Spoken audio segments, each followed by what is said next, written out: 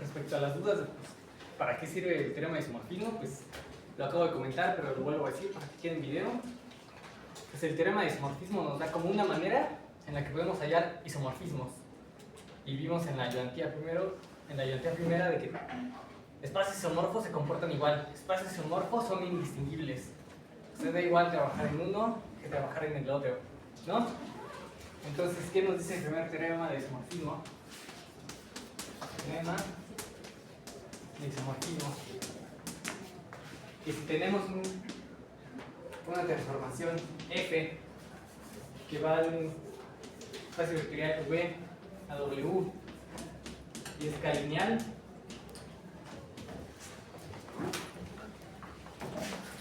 entonces el cociente de V con el kernel de F es isomorfo a la imagen de F, ¿no?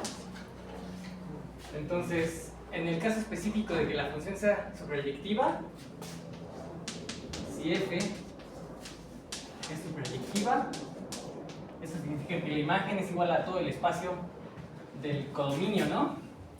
Entonces, en este caso se tiene que V, cociente del kernel de F, es isomorfo a todo W. Entonces, partimos, si tenemos una función que va de acá a acá, y hallamos de alguna manera una función F que sea superyectiva y que sea calineal, entonces podemos partir el espacio V en el espacio cociente, que es un espacio más chiquito y que se comporta igual que el espacio dominio de acá, contra el dominio de acá, ¿no? Entonces, ¿para qué queremos el primer teorema de isomorfismo? Para hallar isomorfismos que nos convengan. ¿Sí? Lo voy a borrar. Les voy a poner un ejemplo. Este ejemplo lo vamos a retomar más adelante.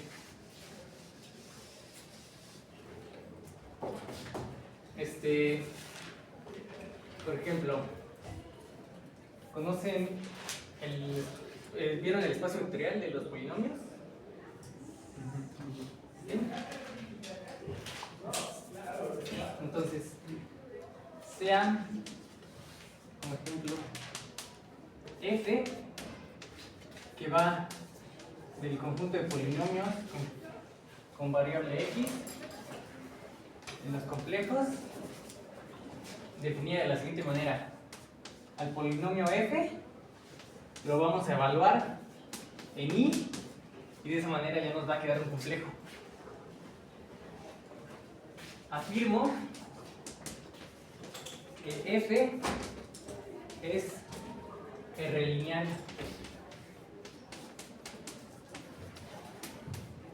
Pues, tiene lo siguiente.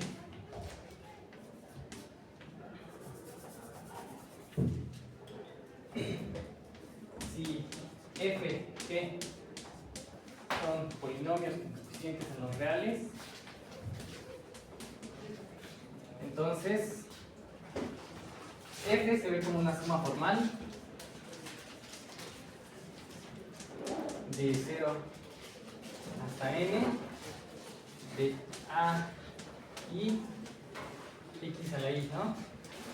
Y b y g también se ve como una suma formal de i igual a 0 con j igual a 0 hasta m de b índice i x i con los AI y los BI en los reales. Entonces, F más J más G evaluado en I. Aquí estoy abusando de la notación. Vamos a decir que esta función se llama lambda. Con lambda es lineal. Entonces, esto, que no es más que lambda evaluado en F más G, la suma de polinomios pues es la suma de estos dos evaluados en el i, ¿no? Entonces esto sería, por un lado, la suma con i igual a 0 hasta n de esto de acá, más la suma de j igual a 0 aquí en lugar de esto, y de nuevo estoy usando la notación. Voy a poner acá, acá, acá, acá.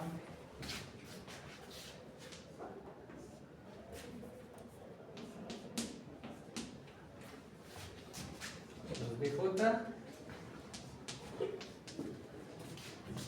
x elevado a la j, diga y elevado a la j, ¿no?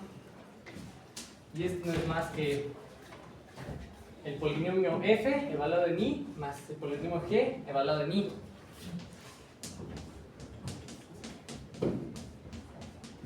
Entonces con esto ya vimos de que la función, bueno, f evaluado en i, es lambda evaluado en f, y g evaluado en i, lambda evaluado en g, ¿no? Entonces ya vimos que lambda separa sumas.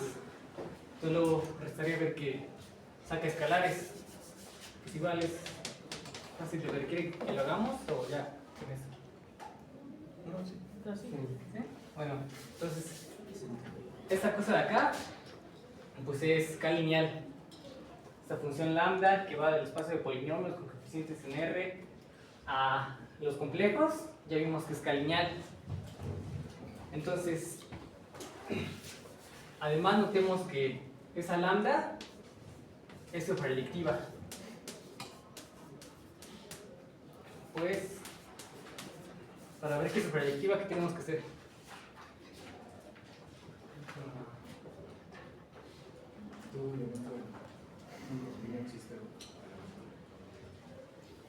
¿No se acuerdan? Para todo elemento en el dominio hay un elemento en el dominio, hay un elemento en el dominio que es lambda. Ajá. Entonces, para esto tenemos que agarrar un complejo. ¿Cómo se ven los complejos? La forma A más I más BI. Entonces, A más BI pertenecen los complejos. Entonces,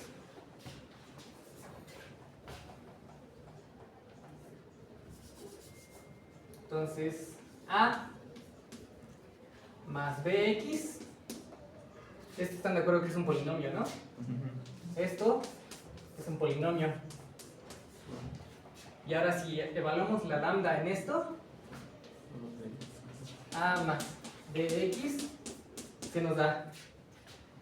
Nos da la función nos da el polinomio evaluado en I. Eso significa que la X la reemplazamos por la I. Entonces nos da A más BI, ¿no?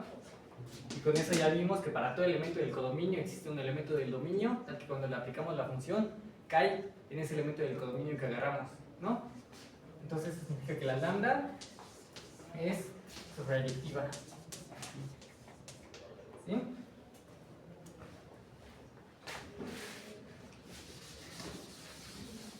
¿Hasta aquí hay dudas? ¿No?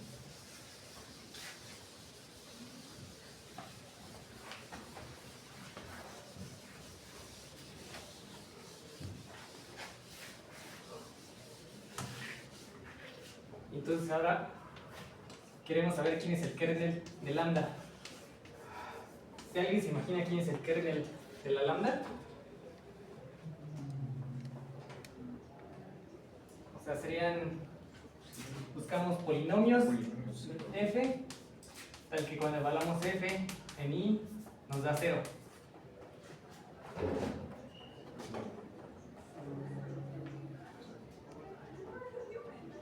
Todavía, o una idea. Es el polinomio 0. El polinomio 0 pertenece al kernel. Pero pues no son todos los elementos que pertenecen al kernel, ¿no? O sea, por ejemplo, el 0, efectivamente el polinomio 0 nos da 0, que es 0. Pero ¿quién más cumpliría eso, pues el x cuadrado más 1, ¿no? Porque aquí evaluamos esto, entonces sustituimos la x por la y. Y nos da esto, ¿cuánto es y elevado al cuadrado? Menos 1, más 1, 0. X a la cuarta menos 1. Entonces, X a la cuarta menos 1. x a la cuarta menos 1 también lo cumple. Entonces, ¿qué nos quiere decir que cuando evaluamos lambda en f nos da 0? ¿Qué significa que un polinomio evaluado en un valor i nos dé 0? Es raíz. ¿Qué es raíz? Y en los complejos, todo polinomio tiene una factorización en factores lineales, ¿no? Entonces, para que lambda anule el polinomio f, y debe ser una raíz del polinomio f, ¿no? Entonces, en esa descomposición que nos da el teorema fundamental del álgebra, debe haber un factor que sea de esta forma de acá, ¿no? O que tenga i como raíz. Entonces, de alguna manera está multiplicando a un polinomio cuya raíz es i.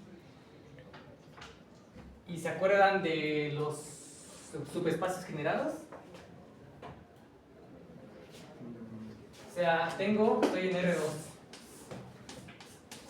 y tengo un vector 1,1. ¿Cómo se ve el subespacio generado por este punto en R2? Es toda la línea.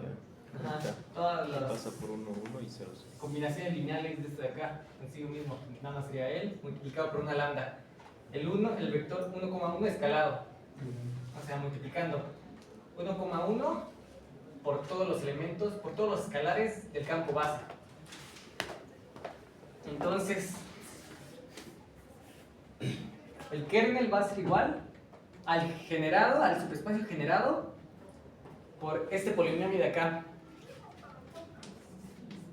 Intuitivamente, por lo que les comenté, de que para que sea raíz debe tener un factor que tenga como raíz a i. Entonces por eso el kernel intuitivamente se ve como este generado de acá. Formalmente, ¿qué está pasando? Que lo van a ver más adelante cuando vean el tema de polinomios.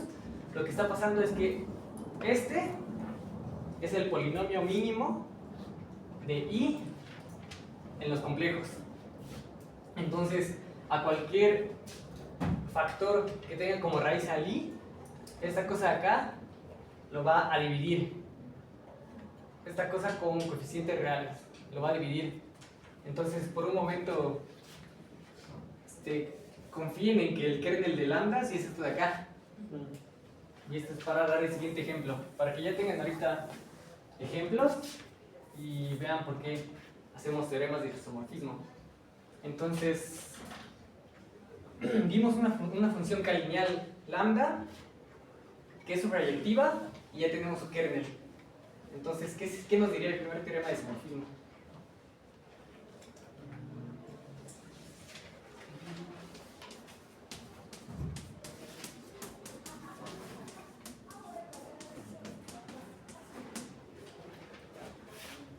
Es una función que va de cociente a su kernel, que se parece mucho a R2. Ajá. ¿Y la formulita? ¿Cuál sería la formulita?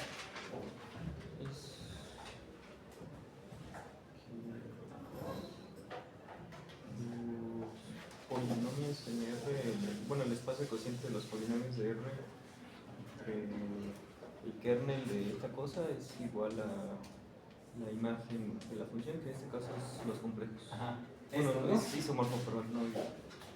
El anillo de polinomios, cociente, el generado por x cuadrado más 1 es isomorfo a los complejos, ¿no?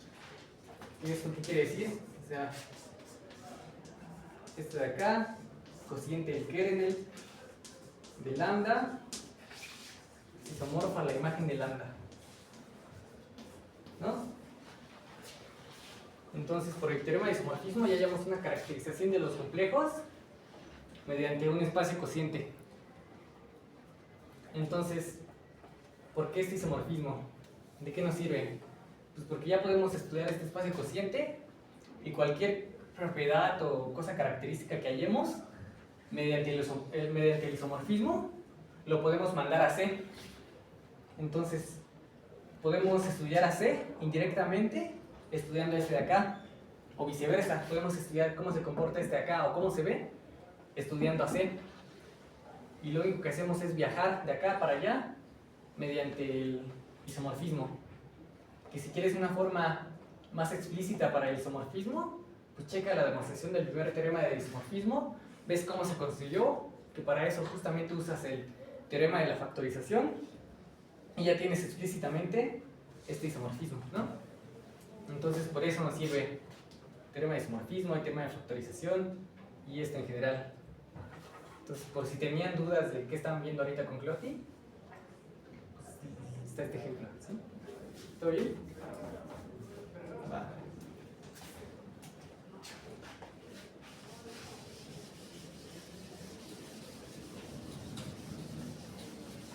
De lo que están viendo con Cloty, ¿no tienen más dudas?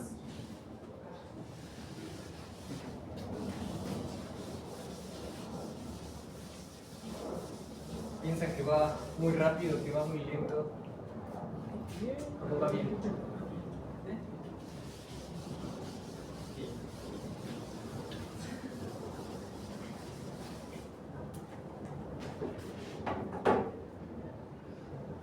Entonces lo que les quería dar en la ayudantía de hoy era que viéramos espacios vectoriales cociente. O sea, ya que vimos espacios cociente, ya que saben más o menos cómo se manejan y qué nos permiten hacer, ahora meter espacios vectoriales que son cociente. Porque por un lado tenemos a los espacios cociente, ¿no? Tenemos un conjunto con una relación de equivalencia y lo partimos.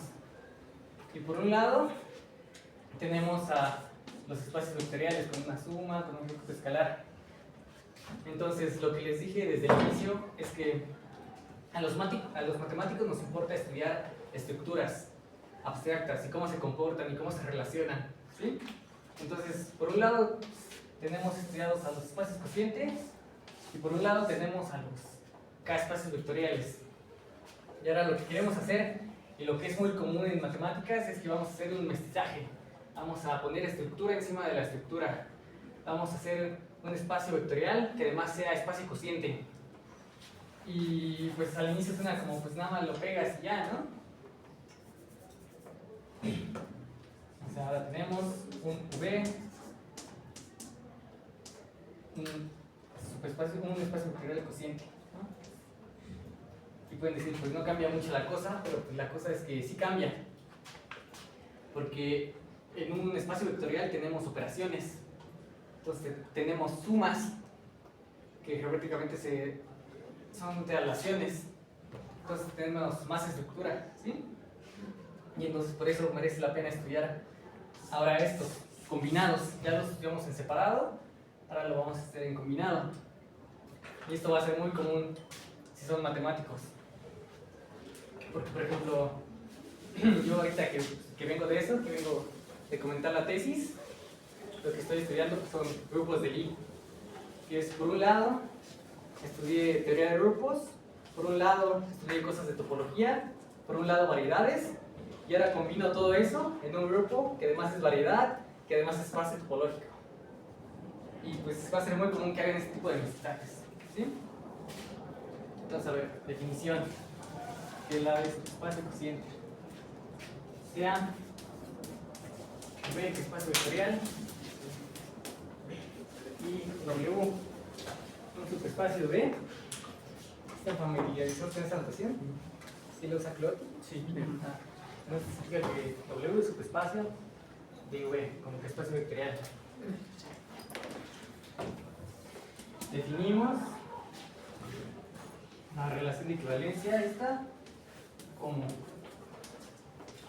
X está relacionado con Y y solo sí que, o sea, cómo es la relación de equivalencia inducida por un subespacio vectorial para hacer el cociente. Ya que si X menos y pertenece a W. Ajá, solo si x menos y pertenece a W. ¿De acuerdo? A W suficiente esta cosa de acá, lo denotamos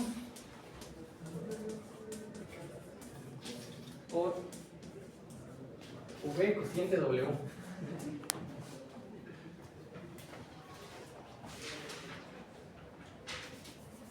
Y a la clase de equivalencia de X en V lo denotamos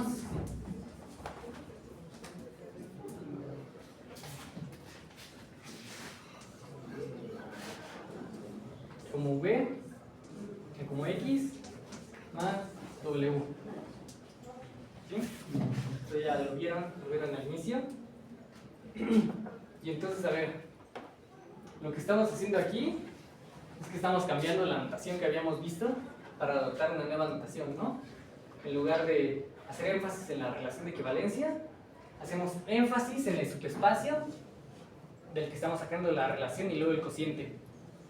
Y luego también estamos cambiando la notación en que a la clase de X ya nos la denotamos por esto de acá, ¿no? Como vimos. Sino que la ponemos X más W. Y pues esto que puede parecer un capricho, en realidad no lo es. Porque si tenemos sumas, entonces eso de acá es más descriptivo que la notación anterior. ¿Por qué? Por la siguiente observación. Aquí,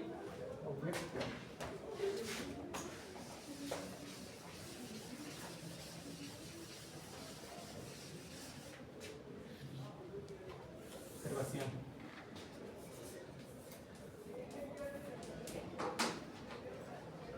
Sí. X, Y en V están relacionados, son tales que V está relacionado con X, está relacionado con Y módulo W. Entonces, ¿qué pasa? X menos Y pertenece a W. Entonces, existe un W tal que X menos Y es igual a W. Entonces, X es igual a W más Y. Y este pertenece al conjunto de los Y más W, que se va a definir como Y más W, tal que W está en W grandota. ¿Sí? Entonces, ¿qué nos está diciendo esta observación? Que si tenemos a Y relacionado con a X relacionado con Y, entonces X se va a ver de la forma Y más un elemento en W. Y todos los elementos en esa clase de equivalencia se van a ver de esta forma de acá. Entonces, cuando hacemos W más Y, si fuera por ejemplo un Rn, y estos son vectores, ¿qué estamos haciendo?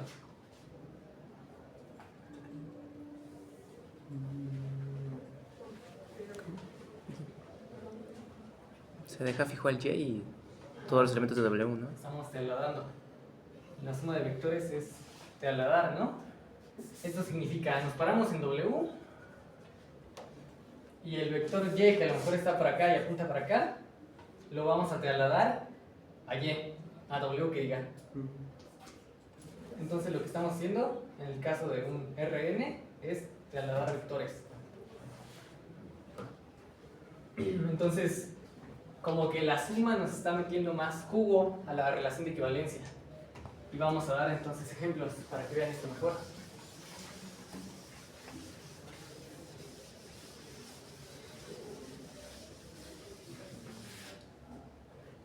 Entonces, a ver, si quiero dar ejemplos de espacios vectoriales cociente, ¿qué necesito? Un espacio vectorial, si quiero hacer el cociente, ¿qué necesito? Una relación de equivalencia. Un Y la subespacio. relación de equivalencia en los espacios vectoriales, ¿cómo se induce? Una partición. Ajá, pero esa partición se va a inducir por la relación. Y para inducir una partición, ¿qué necesito? Una relación de equivalencia. Pero ¿cómo se induce?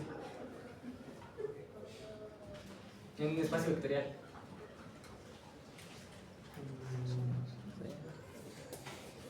Con una relación. Aunque sea bueno. R2. Paradoja. Quiero sacar el cociente de R2 con algo. ¿Con qué? Un subespacio Con un de R2. subespacio. Entonces necesitamos un subespacio. Sí, sí, sí. Y nos vamos a agarrar a W como el subespacio generado por el 1,1, ¿no? ¿Cómo se ve este subespacio de acá? La horizontal. Lo acabo de dibujar. Es como la recta identidad que pasa por el origen, ¿no? Todos los subespacios de R2 se ven como rectas. Bueno, todos los subespacios de dimensión 1 se ven como rectas, ¿no? ¿Están de acuerdo con eso? Y si no están de acuerdo con eso, entonces vamos a intentar ver cómo se ven todos los subespacios de R2. A ver, sea este R2. ¿Qué subespacios podemos tener ahí? Pues por arriba la recta que pase por el origen. No, digamos que quieren hallar más sistemáticamente cómo hallarían todos los subespacios de este espacio de acá.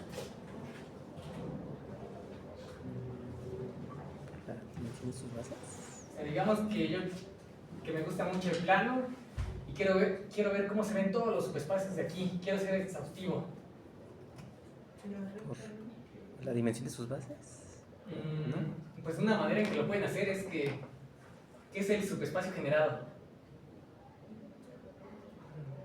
El conjunto de sus combinaciones lineales. Ajá.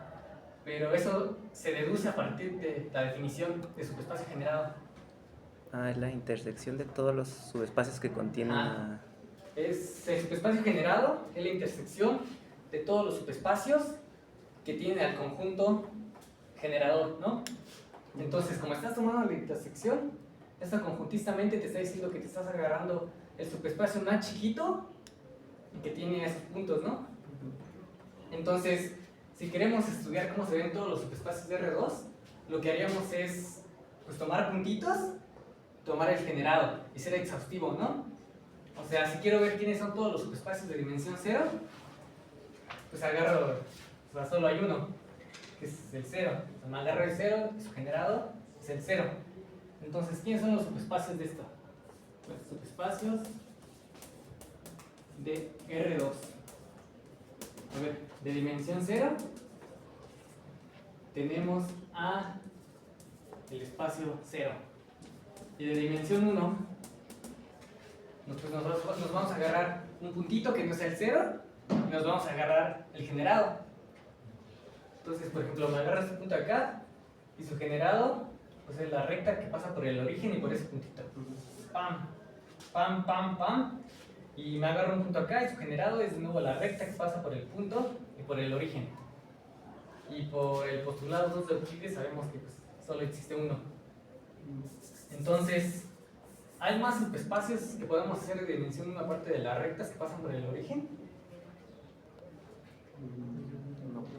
No, porque eso implicaría agarrar, o sea, si hubiera un subespacio de dimensión 1 que no estuviéramos considerando, pero ya agarramos todos los generados por un puntito de acá, ese subespacio tuviera puntos que no están en el plano, ¿no? Es contradictorio. Entonces, así habladito, pues podemos decir que las rectas son los únicos subespacios de dimensión 1 en R2, ¿sí? Entonces, de dimensión 1, nada más son las rectas por el origen. Y ahora si queremos saber quiénes son los subespacios de dimensión 2, ¿qué haríamos? Sería el mismo. Nos agarramos dos puntos y sacamos el generado, pero dos puntos cualesquiera. No, la recta, ¿no? No, pero puntos. Ah, que no sea de la misma. Ajá. Queremos ver quiénes son los subespacios de dimensión 2, agarramos dos puntos linealmente independientes y nos agarramos al generado. Pero cualesquiera dos puntos que nos agarremos linealmente independientes, pues ya nos va a dar todo el plano. Entonces, ¿quiénes son los subespacios de dimensión 2? Solo puede ser R2, ¿no? Entonces, bien, ya caracterizamos a todos los subespacios de R2. Y queremos ahora saber cómo se ven los cocientes. ¿Y qué necesitamos para un cociente? Un subespacio. Pues podemos agarrar a usted de aquí, ¿no? Voy a comenzar agarrando uno de dimensión 1, que es el más fácil, que es el generado por el 1,1, que es la recta, pasa por el origen, ¿no? Entonces, a ver, queremos ver cómo se ven las clases de acá. Queremos estudiar las clases en V, cociente con W. Y para eso tenemos que ver cómo es la relación de equivalencia. ¿Qué significa que dos puntos aquí estén relacionados? Si x1, y1 y x2, y2 están relacionados,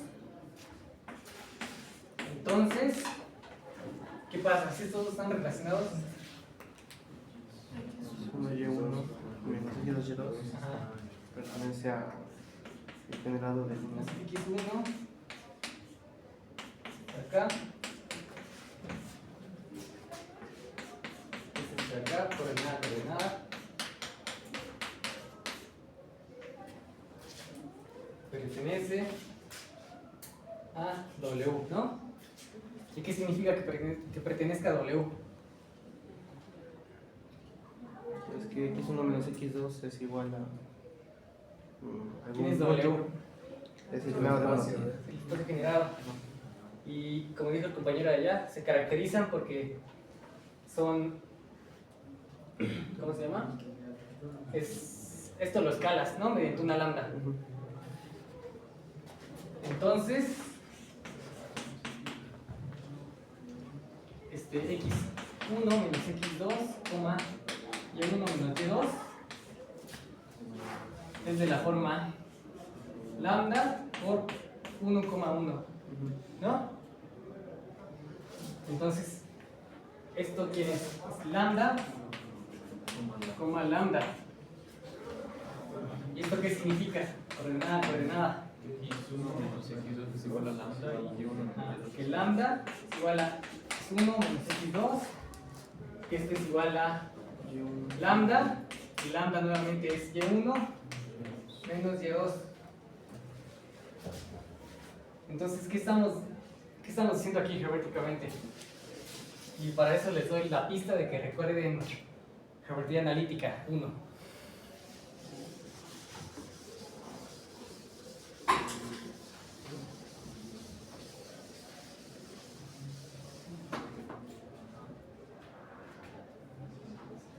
¿No les suena? La pendiente. La pendiente. Entonces, esto significa que si pasamos este de acá dividiendo,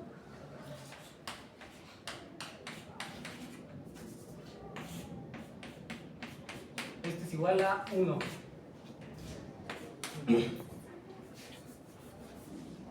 Y entonces, si este puntito de acá es el x1, y1, y este punto de acá es el x2, y2, entonces, sí, esta es la pendiente. Pero, ¿se acuerdan cómo se definía la pendiente? O sea, ¿a partir de qué? Teníamos la noción de pendiente, de qué tan inclinado está algo.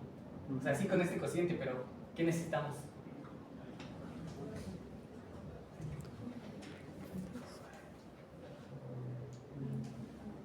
O sea, ¿cómo diferencian ustedes de que esto está más inclinado respecto al borrador? Así que así. El ángulo. Mediante el ángulo, ¿no?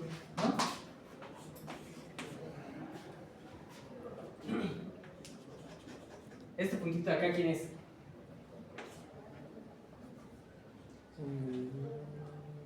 X1, Y2, ¿no? Y2, ajá. No combine así mejor. ¿Quién es la tangente del ángulo? El ángulo que forma. Es cateto opuesto dividido cateto adyacente, ¿no? La magnitud. Entonces la magnitud de acá sería este menos este respecto a la altura, ¿no? Entonces sería Y1 menos Y2.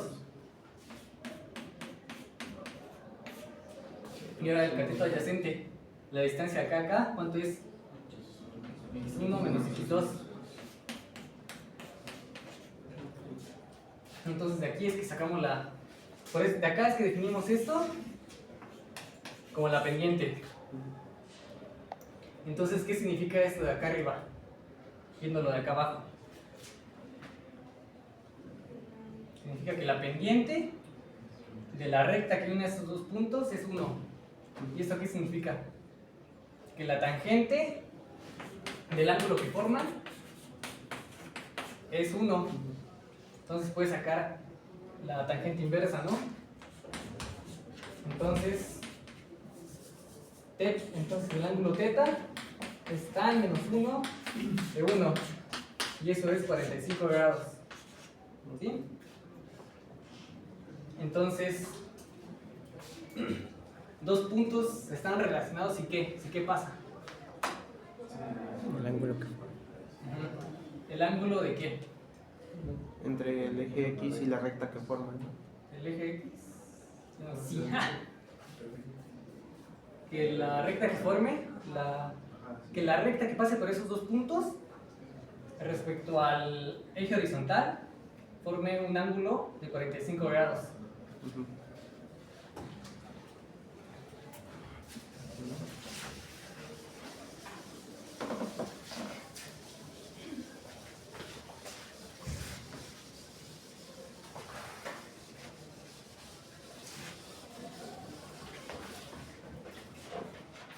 Entonces, a ver.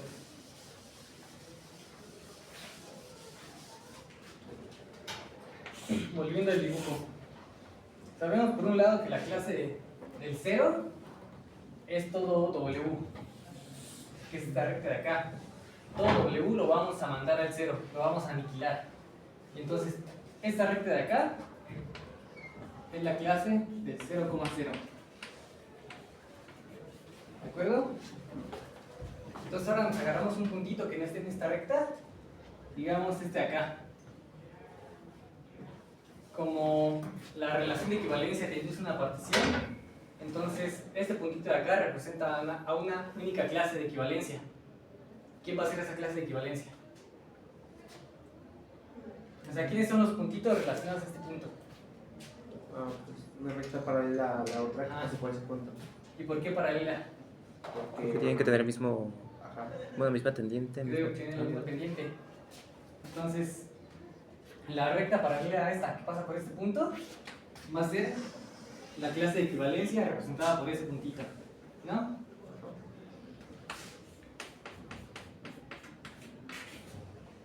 Entonces, si el espacio cociente es una partición, ¿cómo se ven las partes?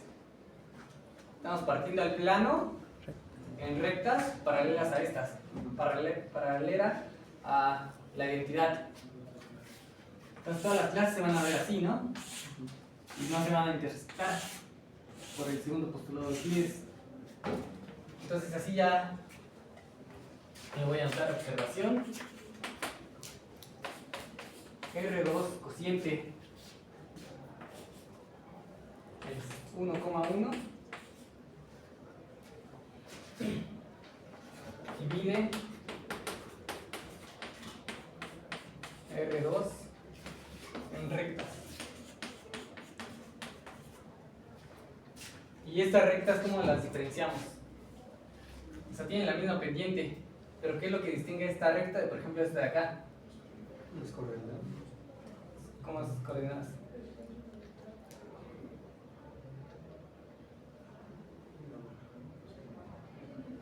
Pues supongamos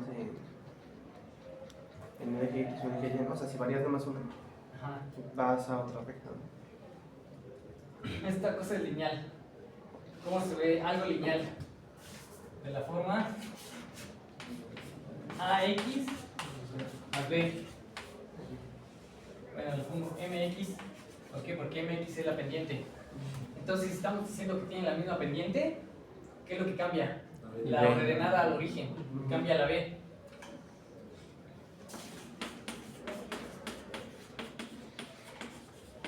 Entonces, estas rectas son de la forma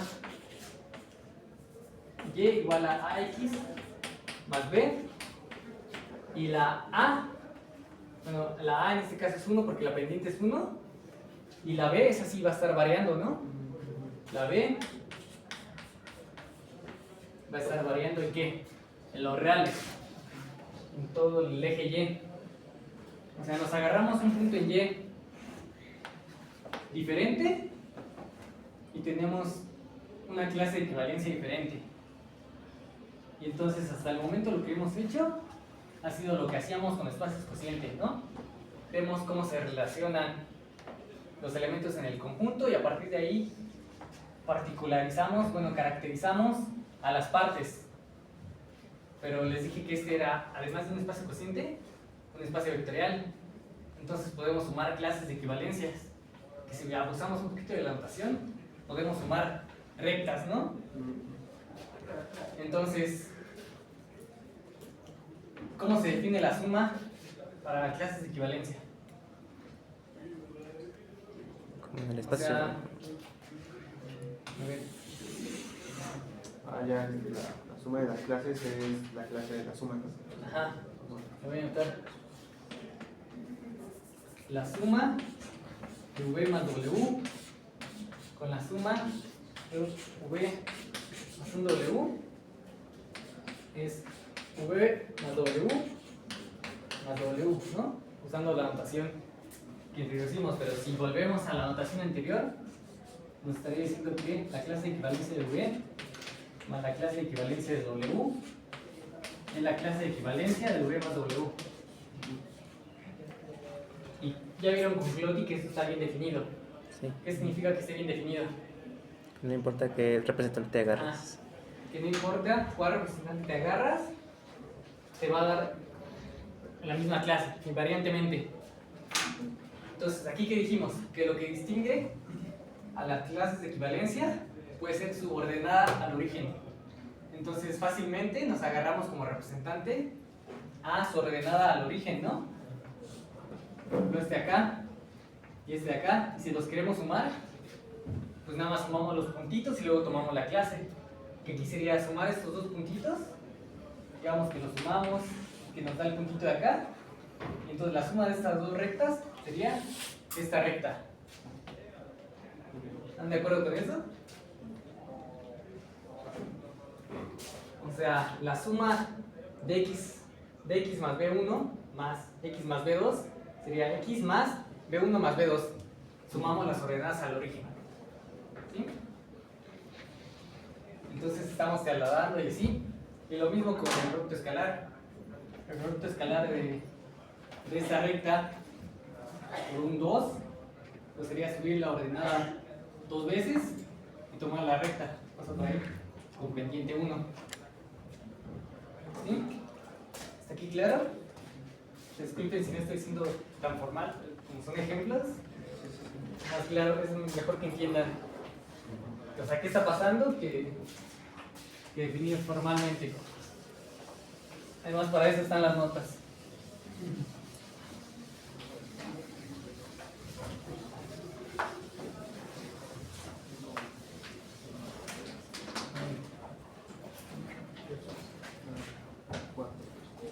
Ajá. Entonces, a ver, para acabar, dijimos que los demás espacios de R2 son el conjunto que nada más tiene al 0 y el espacio mismo. Entonces, ¿quién se imaginan que es R2 cociente consigo mismo?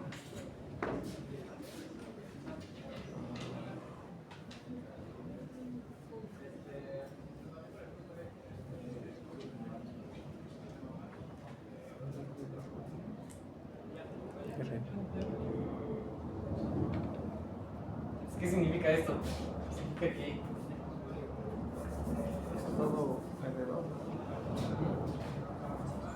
porque x menos y, a ver, x está relacionado con y solo sí, x menos y está en R2, pero pues esto siempre es cierto. Entonces, ¿esto qué significa? Solo hay una Que clase de la clase de equivalencia. equivalencia de x es todo R2. Entonces, en particular, podemos agarrar la clase del cero y este actúa como el neutro del espacio cociente. Entonces, esto solo tiene un elemento que se comporta como el neutro, ¿no? Entonces, esto, si somos formales, sería el que nada más tiene la clase de equivalencia del cero, ¿no? Pero pues esto, como acabo de decir, se comporta como si fuera el espacio vectorial que solo tiene el cero. Entonces esto es isomorfo al espacio cero.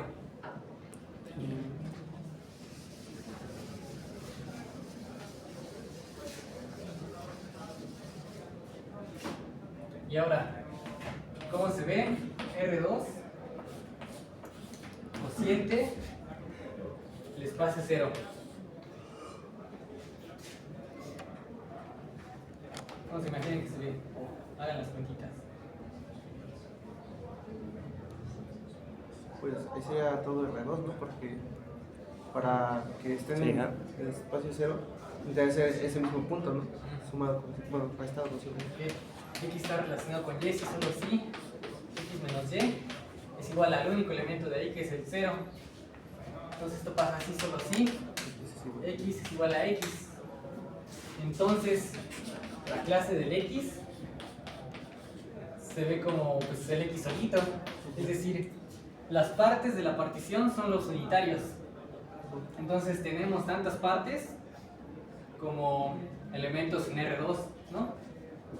Entonces, ¿quién es este de acá? Ahí abajo. Pues son el conjunto de las clases. Bueno,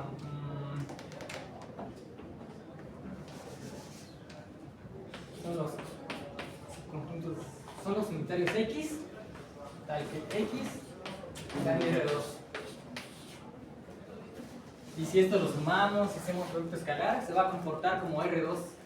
Se comporta. Entonces, este de acá va a ser isomorfo a todo R2. No va a ser igual, porque las cosas de acá son subconjuntos de R2 y las cosas de acá son elementos de R2. Entonces, por esa diferencia no van a ser iguales, pero sí van a ser isomorfos. Entonces, pues tenía más ejemplos separados, pero pues yo digo que los vemos la biología del martes. Si quieren que los veamos la biología del martes. Sí. Entonces, si no, aquí están en las notas, si quieren ir adelantando. Y bueno, entonces terminamos haciendo ¿qué? Caracterizando todos los subespacios cocientes de R2.